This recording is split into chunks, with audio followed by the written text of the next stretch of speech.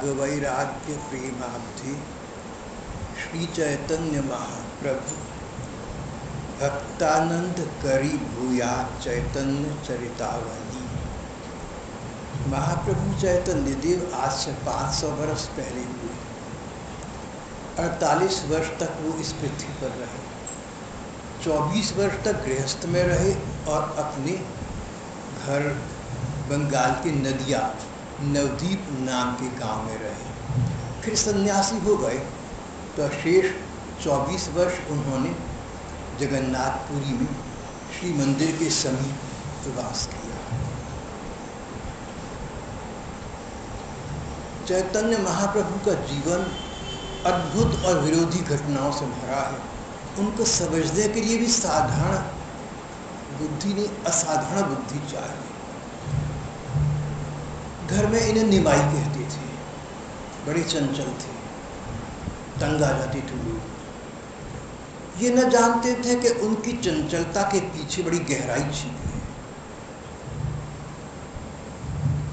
थोड़े बड़े हुए तो विद्या और ज्ञान के उद्भट विद्वान हो गए। ज्ञान विद्वत्ता इतनी प्रचंड, इतनी अधिक कि काशी और प्रयाग की बड़ी बड़ी उम्र के छात्र इनके चरणों में आकर इनसे शिक्षा प्राप्त करने लगे। इन्होंने अपनी ही एक पाठशाला खोल दी थी।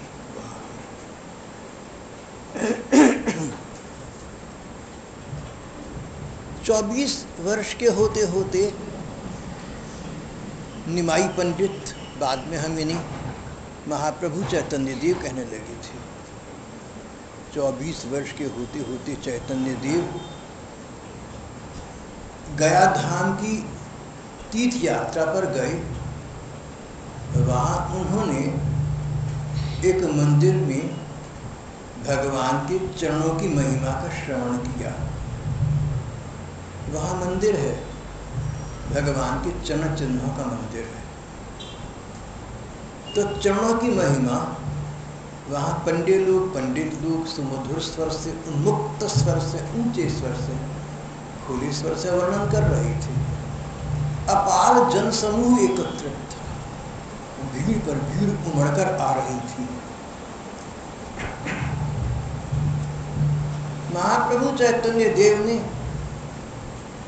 भगवान के चरणों की महिमा श्रवण की। ये वही चरण है भगवान के, जिनकी शरण ग्रहण करके आज तक के पापात्मा और पुण्यात्मा सभी तो तर गए। पापी लोग भगवान के चरणों की शरण ग्रहण करें तो पुण्यात्मा हो जाती है। तो पुण्यात्मा लोग चरणों की शरण ग्रहण करें तो वे तो भगवान का मानो सहज स्वरूप हो जाते हैं। उन्हें तो भगवान अपने जीवन में स्थान प्रदान कर देते हैं। अब तक के भक्तों ने भगवान के उस चरण रज का ही सेवन किया है। प्रभु चैतन्य देव फूट कर वो पड़े, बोले भगवान उन्हीं की भांति मैं भी तुम्हारे चरणों के शरण में आ गया हूं, मुझे स्वीकार करो।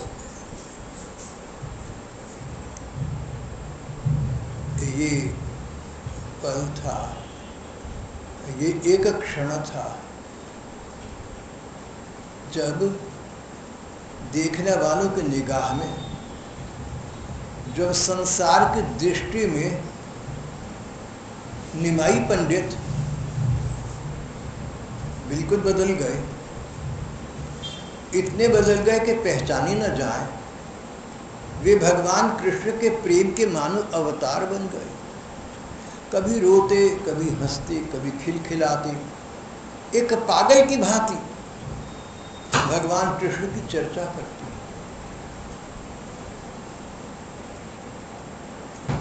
संसार की दृष्टि में तो चैतन्य मानो पागल हो गए, और चैतन्य की दृष्टि में ये सारा संसार पागल है। जिन्होंने जीवन रहते अपने जीवन को जीवन दाता को समर्पित न किया, उनके जीवन का क्या महत्व है। जिन्होंने हृदय होते हुए हृदय सम्राट श्री कृष्ण को अपना हृदय अर्पण समर्पण न किया, कि जन्म जीवन लेने का क्या लाभ हुआ।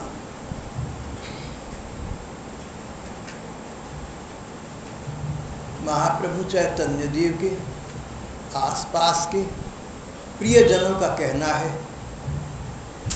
कि चैतन्य देव तो जन्म से ही उच्च कोटि के कृष्ण भक्त थे, इतने कि मानो स्वयं कृष्ण कृष्ण करते हुए कृष्ण हो गए थे। संसार को पता तब लगा जब गया में चैतन्य महाप्रभु ने अपने प्रेम रूप को प्रकट कर दिया। इतिहास की दृष्टि से कहें तो ये पल महाप्रभु चैतन्य के जीवन में ये वो क्षण आया था जब संसार के सामने वो पहले वाली नहीं रहे, बिल्कुल बदल गए।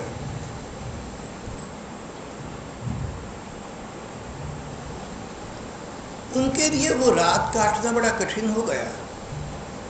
पूरी रात श्री भगवान को पुकारते रहे, कृष्ण मेरे प्यारे, मेरे नयनों के अंजन, मेरे हृदय के रंजन तुम कहाँ हो, मेरे हृदय सम्राट,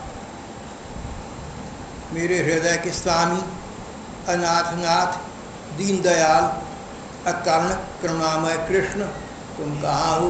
देखो मैं अनाथ हूँ, तुम अनाथनाथ हो, मैं तुम्हारी प्रतीक्षा में हूँ।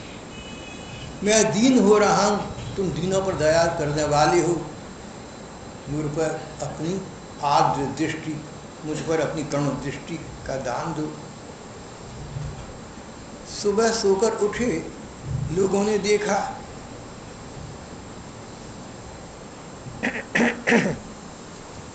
लोगों ने देखा उनके शरीर का सारा वस्त्र आंसुओं से भीगा हुआ है। रात एक क्षण को भी वो सो ना पाई थी।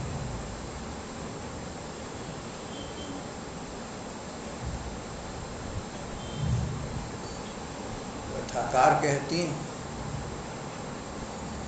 देखो आंखों में एक किरकिरी पड़ जाए तो आंखें बेचैन हो जाती। एक किरकिरी के परत नयन हुए बेचैन, वे नैना कैसे जिए जिन नयनों में नयन। और ये नयन भी किसी साधारण व्यक्ति के नहीं है, ये नयन भी किसी महज्जन, किसी महापुरुष के नहीं है, साक्षात प्रेम देव श्री कृष्ण की, जिनके मन में श्री कृष्ण का मंदिर बन गया, जिनके नयनों में उनकी छवि ठहर गई। उनके लिए दिन क्या और रात क्या, दिन रात एक जैसे हो गए। ऑल डेज आर अलाइक, सब दिन एक जैसे हो गए। जैसे कल का दिन बीत गया था, ऐसे ही आज का भी बीतेगा। कल आएगा, उसकी दशा भी यही होगी, कुछ बदलने वाला नहीं है। सब दिन एक जैसे लगने लगे, सब रातें एक जैसी लगने लगी, सब मौसम एक जैसे लगने लगे, सब चेहरे एक जैसे लगने लगे। प्रेमावतार प्रभु चैतन्य देव श्री कृष्ण के प्रेम में सचमुच पागल हो गए। रात भर एक क्षण सो न पाए। इस प्रकार की इनकी अद्भुत, विचित्र और दयनीय दशा आसपास वालों ने देखी तो उन्हें आश्चर्य भी हुआ और घबराहट भी हुई। आश्चर्य, निमाई पंडित तो चंचल स्वभाव के थे, अचानक क्या हो गया। घबराहट हुई, पर देश में बैठे हैं हम, हमें देश चलना चाहिए, हमें नवद्वीप वापस जाना चाहिए। वहाँ इनकी बूढ़ी माँ है, इनकी आज्ञाकारिणी कुलीन पत्नी है, वे लोग प्रतीक्षा में होंगे। सितंबर का महीना था जब ये लोग वहाँ गए थे। कहते हैं कि लगभग 3 महीने वहाँ रही थी। कहीं कहीं ऐसा वर्णन पढ़ने को मिलता है। सबने कहा कि देखो अब हमें वापस चलना चाहिए, यहाँ रहना ठीक नहीं है। बड़ी सावधानी के साथ इनके छात्र इनके शरीर को संभालते हुए नवद्वीप की ओर चले। और चैतन्य मानो अचैतन्य हो, नाम तो चैतन्य, चेतन, जीवित, सजीव, नाम तो चैतन्य, चेतन, और चल रहे थे अचेतन की भांति। ये किसी अचैतन्य पदार्थ की भांति शिष्यों के सहारे से चल रही थी। शरीर का कुछ होश न था। फिर बीच में कुछ संज्ञा को प्राप्त होते तो वही रोना आरंभ, कृष्ण तुम कहाँ गए प्राणनाथ, देखो मेरे प्राणों की रक्षा करो, पतित पावन इस पापी का उद्धार कर दो।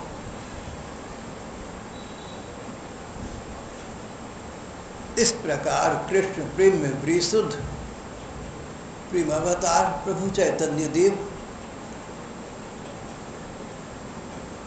कुमारहट्ट नाम के एक गांव में पहुंचे। कुमारहट्ट एक गांव का नाम है। चैतन्य महाप्रभु को भगवान कृष्ण का मंत्र दिया था एक उच्च कोटि के महात्मा ने।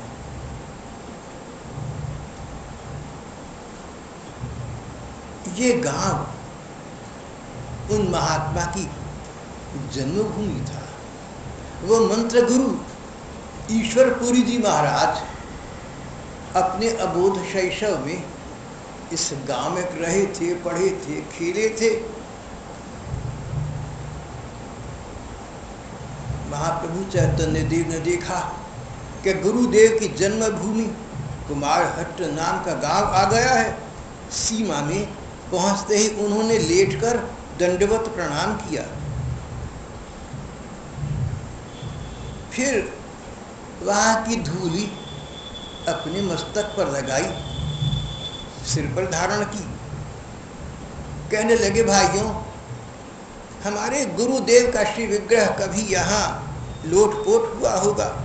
इस गांव की रज क्या, इस गांव का कुत्ता भी हमारे लिए पवित्र और पूजनीय है।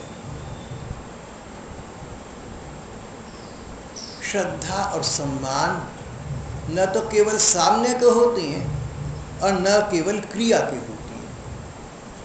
श्रद्धा सम्मान तो मन के होते हैं, और जहाँ भी हम होंगे अगर हमारे मन में है तो वहाँ वो श्रद्धा सम्मान बने रहेंगे। चैतन्य देव अपने मंत्र गुरु के प्रति इस प्रकार की कृतज्ञता का भाव प्रकट करने लगे। कहने लगे, यहाँ हमारे गुरुदेव बचपन में कभी पले, खेले, कूदे थे। बचपन में, ये बात कम से कम 30 बरस पुरानी हो गई। जो 30 बरस के बाद चैतन्य देव कहने लगे, लेकिन इस गांव का कुत्ता भी मेरे लिए पूजनीय है। मेरे गुरुदेव, मेरे मंत्र गुरु ईश्वर देव, मेरे मंत्र गुरु ईश्वरपुरी जी महाराज, जो उनका है वो मुझे प्रिय है। उनका गांव मुझे प्रिय है, उनका श्वान मुझे प्रिय है, उनके जन मुझे प्रिय है। उनका जो कुछ है मेरे लिए प्रियता, आदर और सम्मान का पात्र है।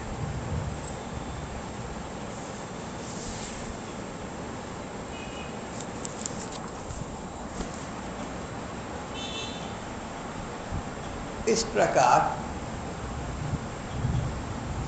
प्रकार गया नाम के तीर्थ से चल पड़ी चैतन्य देव की मंडली। और ये लोग कृष्ण कीर्तन करते, संकीर्तन करते, सत्संग करते। अंततः धीरे धीरे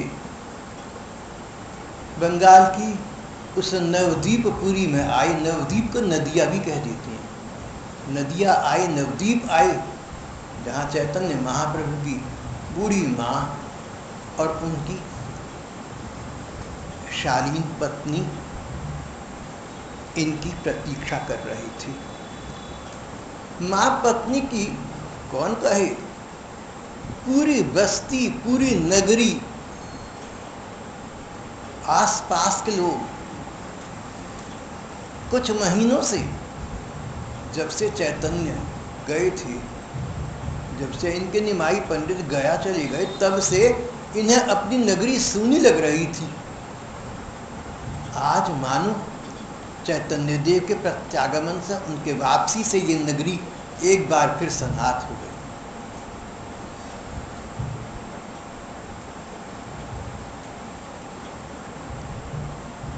चैतन्य देव के घर वापस आने का समाचार दसों दिशाओं में दूर दूर तक न जाने कैसे तुरंत पहुंच गया। इनके इष्टमित्र जन, इनके स्नेही जन, इनके छात्र इनके दर्शन के लिए भागे आने लगे। जो उम्र में छोटे थे या संबंध में छोटे थे, इनके शिष्य या छात्र थे, उन्होंने आकर इनके चरणों की वंदना की, चरणों में प्रणाम किया। इन्होंने किसी के कंधे पर, किसी के सिर पर अपना हाथ रखकर उन्हें आशीर्वाद के दिया। जो बराबर के थे, आसपास के थे, किसी ने किसी को हाथ जोड़ दिए, किसी से हाथ मिलाया, किसी को देखकर मुस्कुरा भर दिए, किसी को गले मिले, किसी को कंठ लगा लिया। जो इनके बड़े थे उनको इन्होंने प्रणाम किया, चरण स्पर्श किए, उनके आशीष लिए।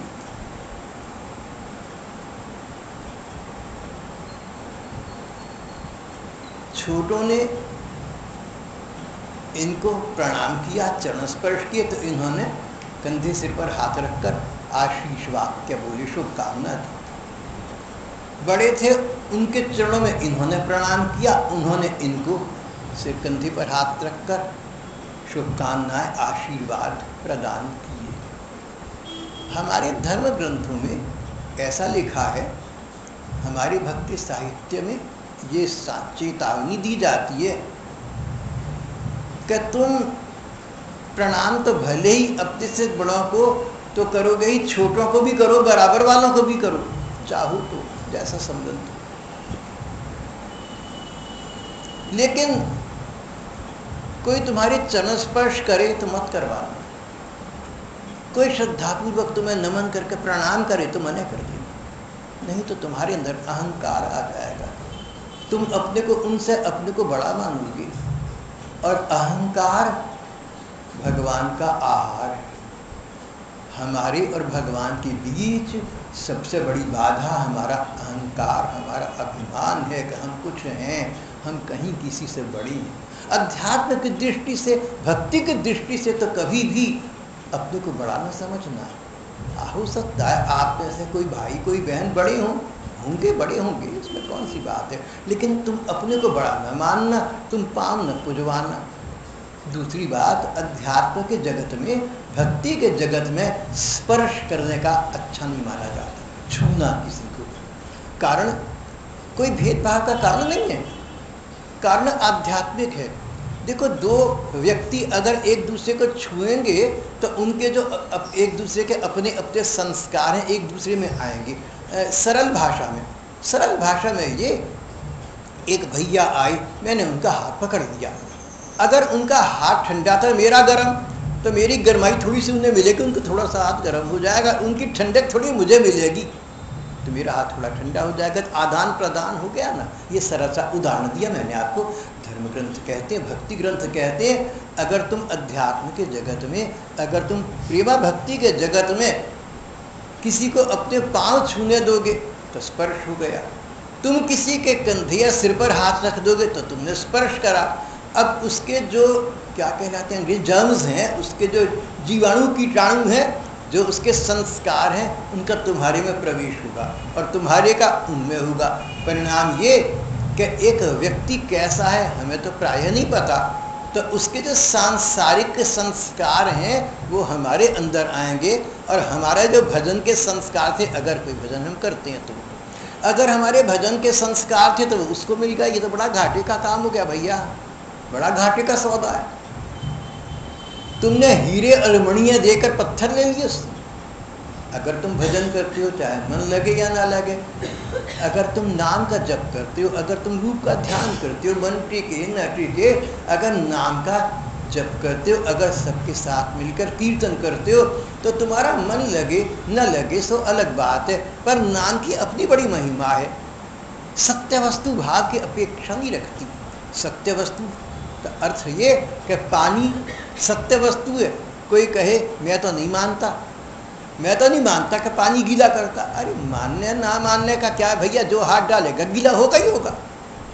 कोई अच्छा हो, कोई बुरा हो, कोई बड़ा हो, कोई छोटा हो, इस देश का हो, उस देश का हो, जो पानी में हाथ डाला गीला होगा। सत्य वस्तु तुम्हारे भाव की, तुम्हारे ज्ञान की अपेक्षा नहीं रखती। तुम्हें पता नहीं था, न हो पानी है तो गीला करेगा, आग में हाथ डालेंगे तो जलेगा। श्रीमद् भागवत में हमारे सुखदेव जी महाराज ने कहा कि सत्य वस्तु भाव की अपेक्षा नहीं रखती।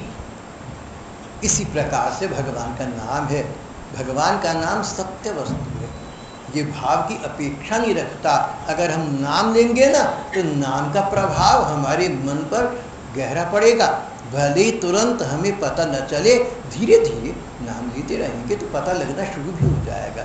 इसलिए जो लोग नाम जप करते हैं, कम या अधिक करते हैं, उनको चाहिए, नाम जप करने वालों को चाहिए, भजन करने वालों को चाहिए, कीर्तन करने वालों को, साधकों को चाहिए कि दूसरे का स्पर्श न करें। भेदभाव की बात नहीं हो रही। ये नहीं है कि तू लड़का है मैं लड़की हूँ, भेदभाव नहीं है। अध्यात्म भाव है भैया। भाव तो ये है ना कि मैंने आपका स्पर्श किया, आपने मेरा स्पर्श किया। अब आपके जो अच्छे संस्कार थे वो तो मुझे मिल गए, और अगर मेरे कोई अप्रिय संस्कार थे तो वो आप में चले गए, तो स्पर्श करने की आवश्यकता ही नहीं। कहीं कहीं हमारे देश में बड़े बड़े महापुरुषों के, संतों के, गुरुओं के चरण स्पर्श करने का विधान मिलता है। इसीलिए फॉर द सेम लॉजिक, जो भगवत जन है, जो संत जन है, उनसे उठे हुए हैं, उनमें भगवान के संस्कार हैं, हम उनके चरण स्पर्श करेंगे तो उनके संस्कार हमारे में आएंगे, ये भावना। साधक को चाहिए कि दूसरे का स्पर्श जहाँ तक हो सके न करें।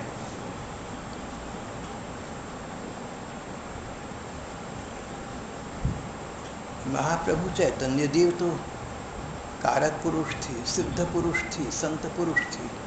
महाप्रभु चैतन्य तो भगवान का रूप थे, वो तो राधा भाव में रहते थे।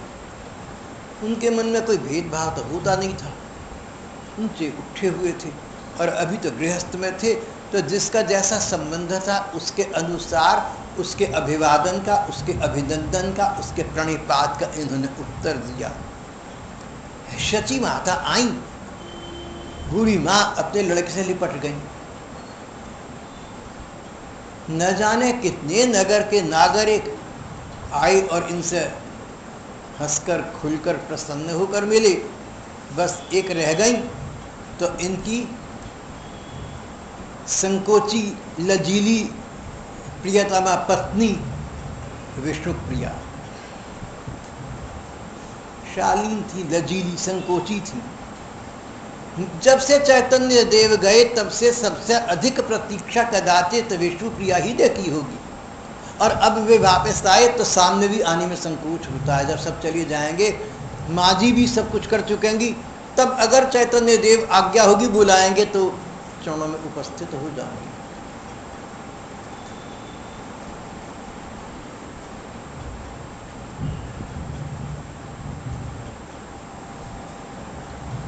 माँ ने बच्चे को लिपटा लिया, लेकिन इस बार लिपटाने पर शची माता को प्रतीति जो हुई, जो एहसास हुआ, जो फीलिंग हुई, जो भाव जागा, वो नहीं था जो अब तक रहा था। जाते समय ही गले लगाया होगा माँ ने बेटे को, तब तक जैसा लगता था आज वैसा नहीं लगा। माँ को लगा कि मेरे बेटे में कुछ परिवर्तन आ गया। ये वो निमाई पंडित नहीं है जो यहाँ से गया था, मेरा लाडला, मेरे नयनों का तारा। अच्छा लगा उनको, आध्यात्मिक दृष्टि से सुंदर लगा, स्पंदन हुआ। लेकिन बात तो ये कि ये वो नहीं है जो पहले हुआ करता था। भीड़ छट गई, स्थिति सामान्य हो गई। कुछ गिने चुने अंतरंग लोग परस्पर मिलकर बैठकर वार्ता चर्चा करने लगे। पहले तो माँ ने देखा कि उनका निमाई बात करने के मूड में नहीं है। खिड़की से बाहर आकाश में दिख रहा है, नयनों में सजलता है, जल भरा हुआ है, दृष्टि में करुणा है, कातरता है, मुखमंडल चेहरा बदला हुआ है। क्या हो गया मेरी बेटी को? कुछ कहना चाहता है, कुछ कह बैठता है, अपने कहे गए शब्दों के स्वयं अर्थ भूल जाता है। विष्णु प्रिया को जल लाने के लिए क्या वो जल लेकर आई, बोली जल की क्या आवश्यकता थी देवी, तुम जल क्यों ले आए? अपने में नहीं थी, कहीं खोए हुए थे। दूसरे माँ ने स्वयं भी देखा, और जो लोग इनके साथ गए थे वापस आए थे, उन्होंने भी बताया कि माँ न जाने इनको क्या हो गया, कभी हंसते हैं खिलखिलाकर पागलों की तरह हंसते हैं, कभी रोते हैं, चिल्लाते हैं, चीखते हैं, अभी हा हू करने लगते हैं। गया में और गया से वापसी पर इनका यही हाल रहा। चलते चलते अचानक किसी पत्थर पर, किसी शिला पर बैठ जाते, और कहीं ऐसे देखते मानो किसी के आने की प्रतीक्षा में।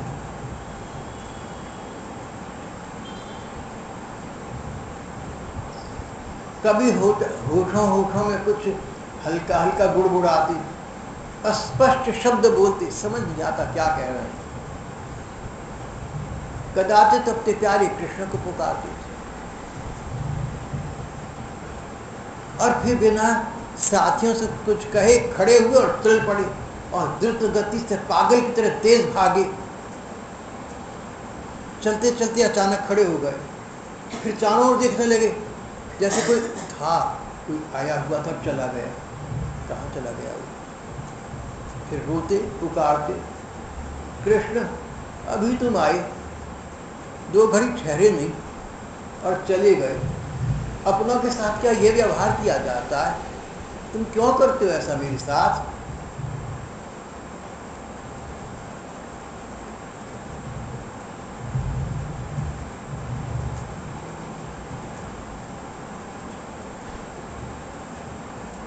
अपनी नगरी के जो इष्ट मित्रगण आए हुए थे, सब चिंतित हो गए,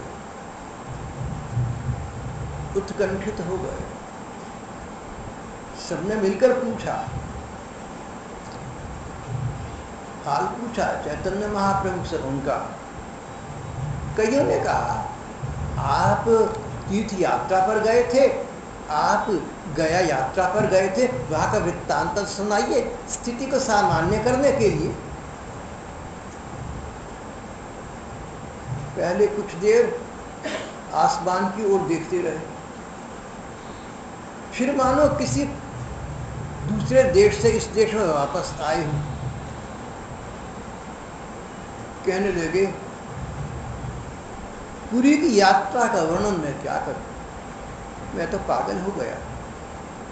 मैंने श्री कृष्ण के चरणों की महिमा श्रवण की, जो ही मुझे सुनाई पड़ा क्या श्री कृष्ण के चरण वही हैं जिनसे भगवती भागीरथी का उद्घाटन हुआ है। जगदोद्धारणी कलिमलहारिणी पतित पावनी श्री गंगा जी जिन चरणों से निकली है, वही तो श्री कृष्ण के चरण हैं। ये शिव जी, ब्रह्मा जी और संतादि ऋषि इन चरणों के शरण ग्रहण किया करते हैं। लक्ष्मी जी इन्हीं चरणों को पलूटा करती है। आज तक के सभी भक्तों ने इन चरणों की शरण ग्रहण की और उन्होंने अपने हृदय सम्राट श्री कृष्ण को पा लिया। जो ही मैंने चरणों की महिमा सुनी, मैं पागल हो गया। अब तुम्हें उन कमल कोमल चरण कमल वाली अपने श्री कृष्ण का हो गया, मैं उन्हीं को चाहता हूँ। मैं तो वहाँ कृष्ण चरणों की महिमा सुनकर प्रभु कहने लगे, चैतन्य देव कहने लगे, भाइयों मैं तो वहाँ कृष्ण चरणों की महिमा सुनकर पागल हो गया, बेहोश हो गया, और कहते चीख मारी और बेहोश होकर गिर पड़े। वही भाव फिर जागृत हो गए।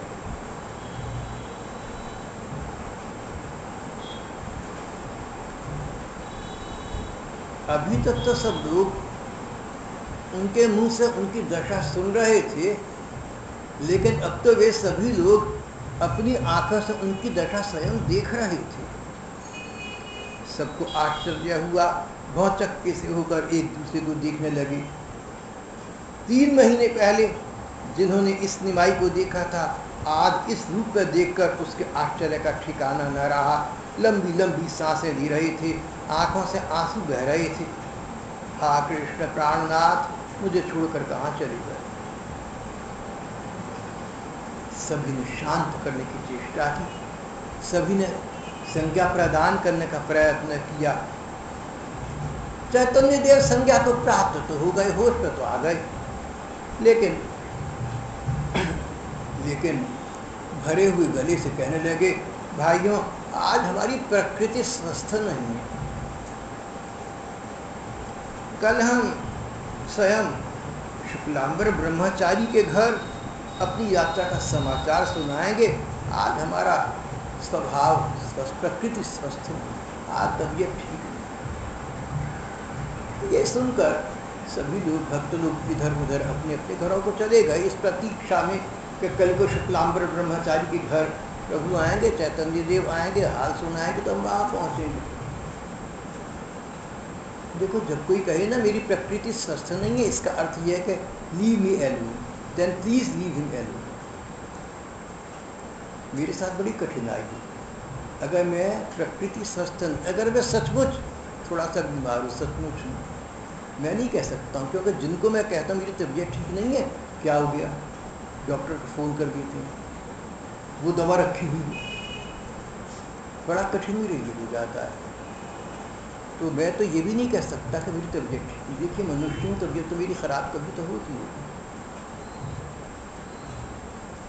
लेकिन मैं कहूँ कि तबीयत ख़राब है तो मुझे कोई अकेला छोड़ने वाला नहीं है। तो मैं तो ये भी नहीं कह सकता चोर की माँ रात को तकिए के नीचे मुँह देख कर हुए, वो हिसाब है अपना।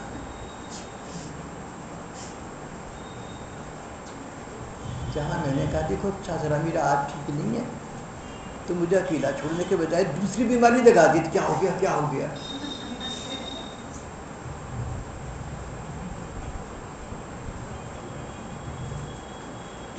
प्रभु कहने लगे, आज हमारी प्रकृति स्वस्थ नहीं है, आज हमारा स्वास्थ्य ठीक नहीं है, आज हमारी चित्तवृत्ति सोशलाइज करने की, मिलने जुलने की, बातचीत करने की नहीं है। ये सुनकर सब लोग अपने अपने स्थानों को चले गए। नगर में एक चर्चा तो फैल गई, ये वही निमाई पंडित, चंचल, विनोदी, व्यंग्य विनोद, हास परिहास करने वाला। कई कहते थे इतना बोलता है इसके सिर में गर्मी चढ़ गई, कई तो कहते थे डाकिनी शाकिनी का प्रकोप है, कई कहते थे वायु रोग है, इतना बोलते थे। अब सब कहने लगे कि क्या हो गया।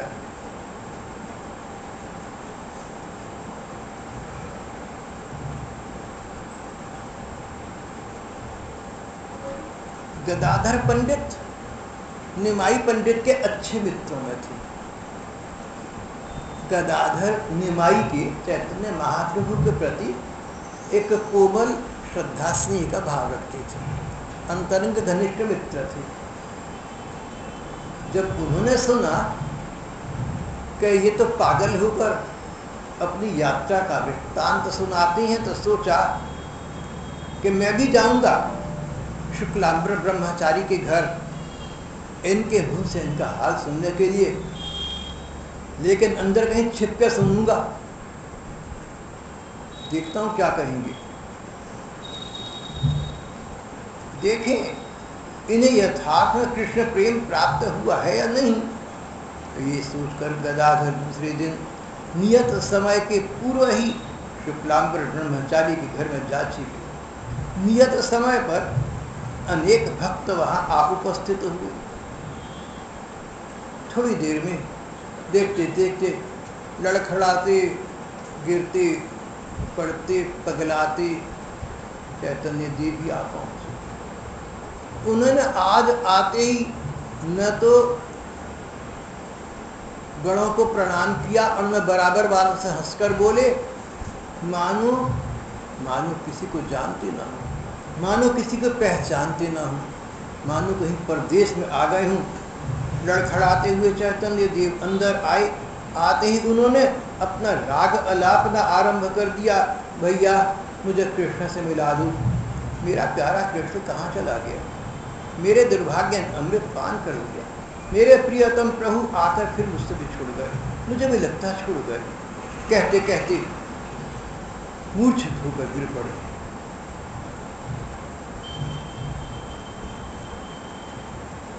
कुछ काल के अनंतर इनकी मूर्छा भंग हुई, कुछ काल के प्रकृतिस्थ हुए।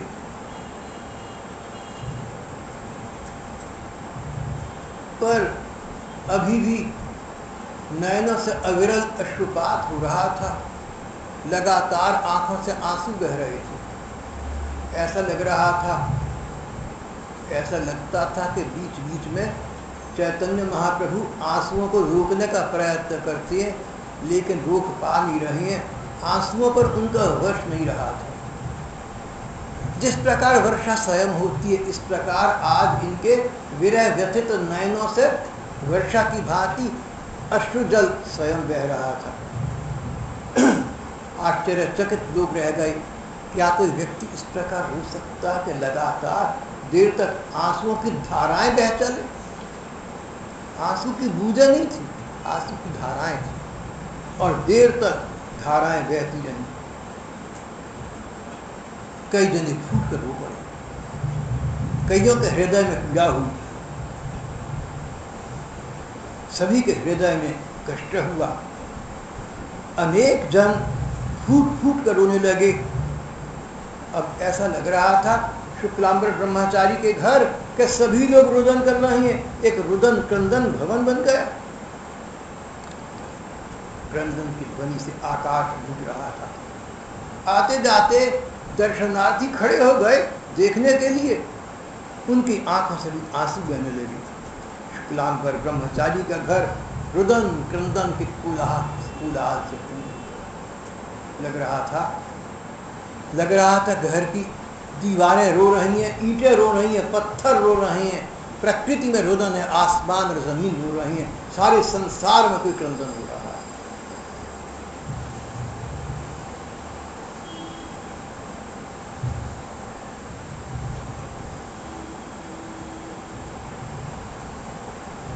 देखते देखते महाप्रभु चैतन्य देव उनकी प्रकृति स्थिर हुई, शांत हुए, बाह्य ज्ञान हुआ। तो एक दूसरे का हाल पूछा। फिर स्थिर होने पर शुक्लांबर ब्रह्मचारी से पूछा, ब्रह्मचारी जी घर के भीतर कोई है क्या? शुक्लांबर ब्रह्मचारी हंसकर बोले, आपका गदाधर छिपा हुआ। गदाधर तुम कहाँ हो? गदाधर भगवान कृष्ण के भैया बलराम। गदाधर तुम क्यों छिपे हो? तुम भी कृष्ण की तरह छिप गए। भैया तुम तो मेरे सामने आ जाओ, देखो मुझे अपने भैया कृष्ण से मिलवा दो। एक बार फिर पागल होकर रुदन क्रंदन करने लगी। हा कृष्ण अशरण शरण पतित पावन, कहाँ चली गए? अधीर होकर आसपास बैठे लोगों के पांव पर कभी सिर रखते, कभी माथा पटकते, रोकर कहते, भैयाओं मुझ दुखिया पर दया करो, मेरे दुख को दूर करो, मुझे कृष्ण से मिला दो, मेरे प्राण रो रहे हैं, उनसे मिलने की तड़प रही हैं, मुझे उनसे मिला दो।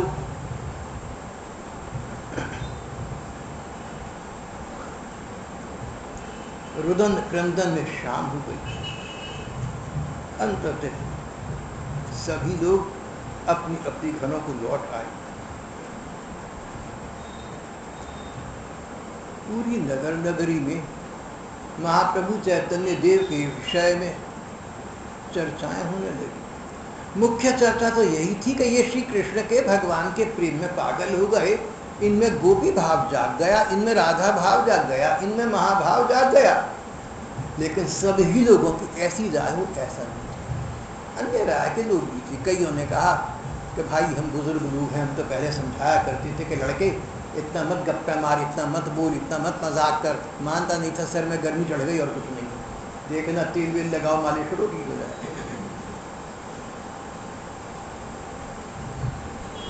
जब उनकी चैतन्य देव की माँ ने कई दिन तक देखा कि यही प्रकोप चल रहा है, न खाना न पीना, रोना धोना, तो जो पड़ोस की महिलाएं थी और बड़ी बुढ़ियां थी वो कहने की देख तुझे बताएं, कुछ नहीं है, इस पर डाकिनी शाकिनी का प्रकोप है, कोई प्रेत आ गया है, ये ऐसा नहीं कोई सियाना बुलाओ, बड़ा भयंकर प्रेत आया हुआ है। अब प्रेत था और भयंकर था सो तो ठीक है, लेकिन कैसा प्रेत और कैसा भय।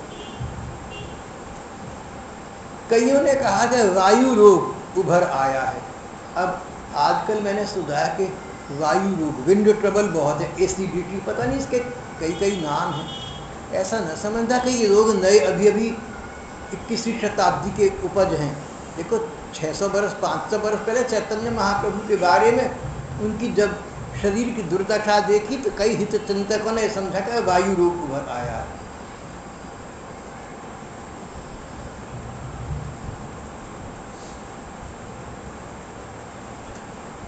काहू के मन की कोई न जाने, किसके मन की बात कौन जान सकता है। और प्रियजन, सो भी श्री कृष्ण के प्रियजन,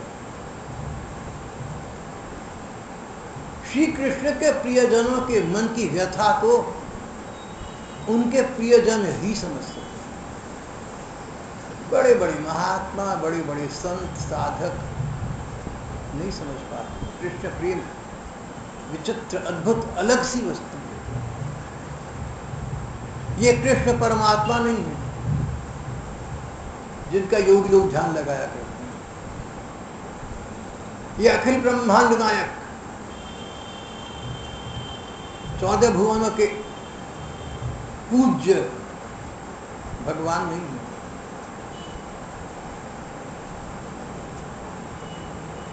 ये तो अपने प्रियजनों के प्रियाति प्रिय हैं और वहां पर भगवत्ता का प्रवेश नहीं है।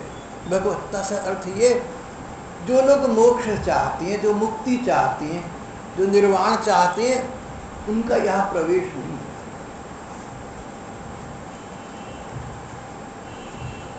एक बार चैतन्य देव ने इस विषय पर चर्चा करते स्वयं कहा था, भाइयों मैं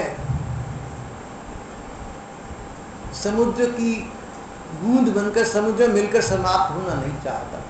पानी की बूंद समुद्र में डाल दो तो उसमें लवलीन हो गई, खत्म हो गई। मैं तो सागर के किनारे बैठकर सागर के लहरों को उतार चढ़ाव को देखकर प्रसन्न रहना चाहता। भाव ये था कि परमात्मा में लीन होना मेरा लक्ष्य नहीं है, मैं तो प्रेमावतार श्री कृष्ण के रस लीला में भाग लेना चाहता। सारा जीवन ऐसा ही रहा। आज समय हो चला है, हम यहाँ प्रसंग को विश्राम दे दें।